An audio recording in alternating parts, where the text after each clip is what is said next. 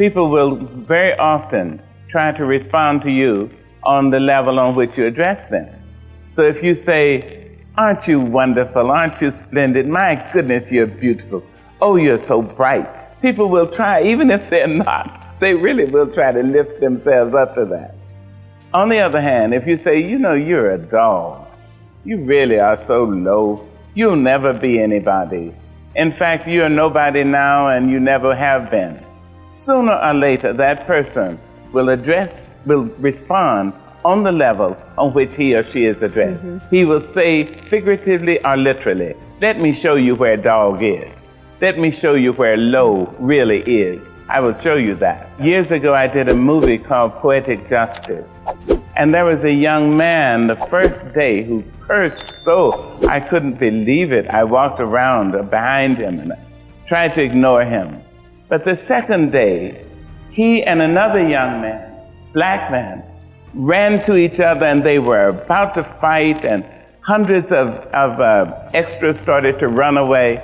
But one black man walked up to the two young men and I walked up and I took one by his shoulder. I said, let me speak to you. He said, if this is what you do, we do. I said, let me speak to you, honey. If I tell you something, I said, no, let me talk to you, please. And he finally calmed down. And I said, do you know how much you're needed? Do you know what you mean to us? Do you know that hundreds of years of struggle have been for you? You, please, baby, take a minute. Don't lose your life on a Zoom. I put my arm around him. He started to weep.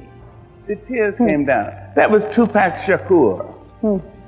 I took him, I walked him down into a little gully and kept his back to the people so they wouldn't see him. And I used my hands to dry his cheeks. And I kept talking to him sweetly, sweetly. For the next week while I was on that film, whenever I'd walk by, he would be saying, so I told it. I said, good morning, Miss Angela. Dears, try to introduce courtesy into your speech to each other. You have no idea what it will do for your brother or sister to whom you speak, and you surely have no idea what it will do for you. It will lift you up. I've tried a lot of things. Yeah. I've failed at some things and succeeded at some. Yeah, but what I love about you is that you have attacked it all with great passion. I mean, I can look at all the books here that you have written. I can look at all the things you've done, from journalist to poet to writer to actor to producer, all of those kinds of things, which suggest this uncommon confidence in yourself and willingness to risk failure. Yes, but maybe it's more dangerous to risk success. Well, a lot of people don't really want success. I've never understood that. This is true. It's you mean because they don't want it, and the best evidence of that is that they fail. And the best evidence of that is they don't try things. That's right.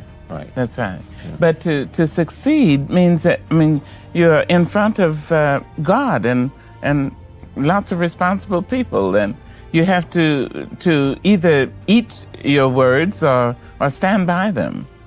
I think that I have agreed a long time ago, Charlie Rose.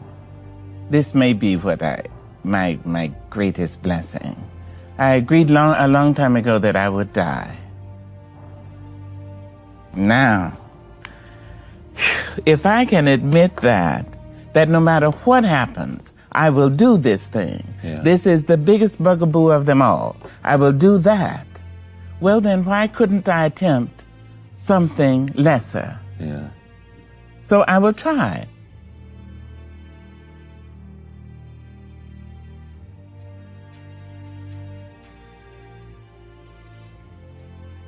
I won't say severely raped. All rape is severe.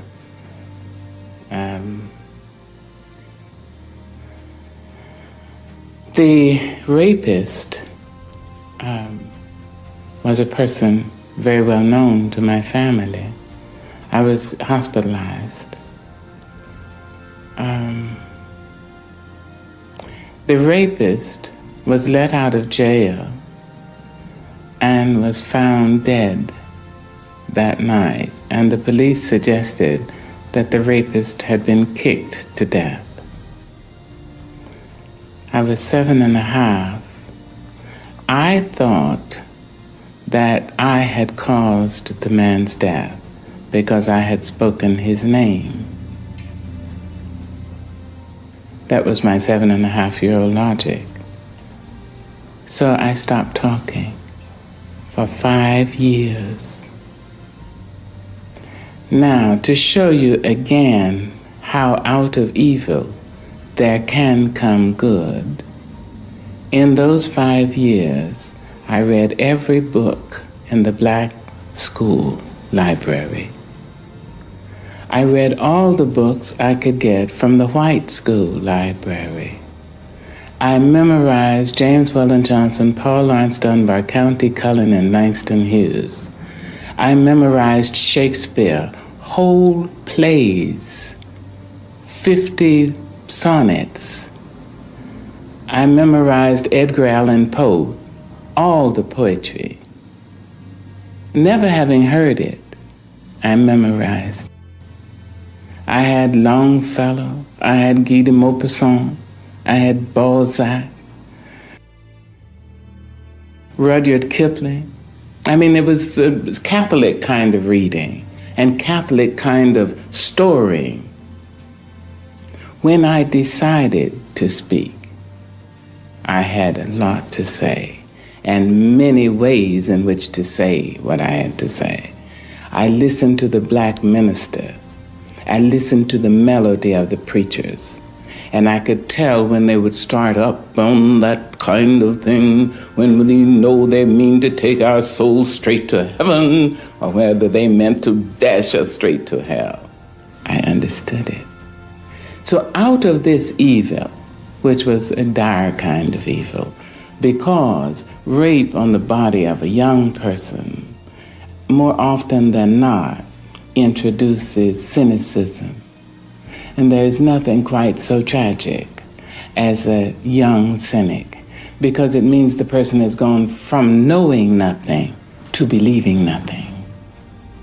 In my case, I was saved in that muteness, you see, in the sorada. I was saved, and I was able to draw from human thought, human disappointments and triumphs, enough to triumph myself.